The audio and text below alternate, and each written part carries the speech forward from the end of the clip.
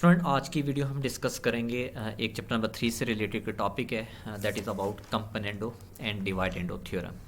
Student इसकी basic logic क्या है, इसकी बेसिक कंसेप्ट क्या है कि अगर आपके पास एक प्रोपोर्शन फॉर्म हो that is a ratio b which is equal to c ratio d, then it can be written as a plus b over a minus b which is equal to c plus d over c minus D. तो ये proper shape है left right पे componendo dividendo की, ये हम आज के question में हम यूज़ करेंगे। इसकी एक और इन्फॉर्मेशन सुन लें कि जैसे A ratio B that can be written as students A over B, C ratio D can be written as C by D. उसके बाद कंपोनेंडो डिवाइडेंडो की लॉजिक ये है कि आपके पास जैसे ए है तो ये जो डिनोमिनेटर बी है ये नोमिनेटर में ऐड भी होगा और फिर डिनोमिनेटर में माइनस भी होगा।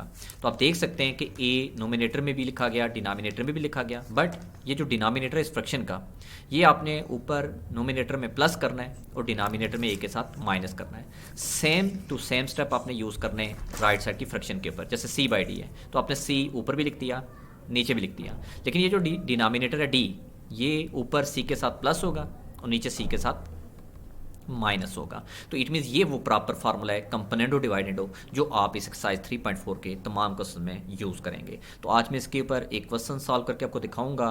आपने इसी कंसेप्ट को यूज़ करते हुए इसके रिमेनिंग क्वेश्चन के ऊपर डिटेल में वर्किंग करनी है।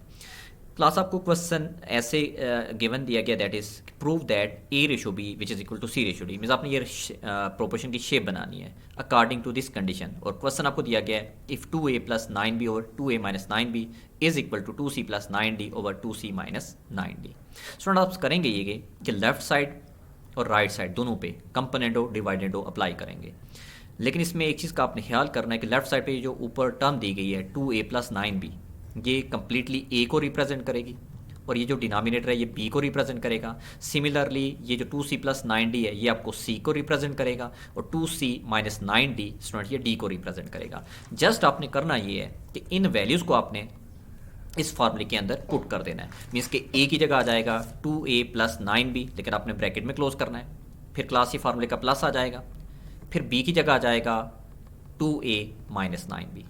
सिमिलरली डिनोमिनेटर में a माइनस बी है तो a की जगह ब्रैकेट में 2a प्लस 9b माइनस ये फार्मूले से रिलेटेड और फिर 2a माइनस 9b ये जो b की आपके पास टर्म आ जाएगी ये वाली। सिमिलरली यही स्टेप आपने राइट साइड पे अप्लाई करने हैं स्टूडेंट्स। तो राइट साइड पे आप देख सकते हैं ये 2c प्लस 9d है, ये c को रिप्रेजेंट कर रहा है और प्लस फार्मूले से रिलेटेड आ गया।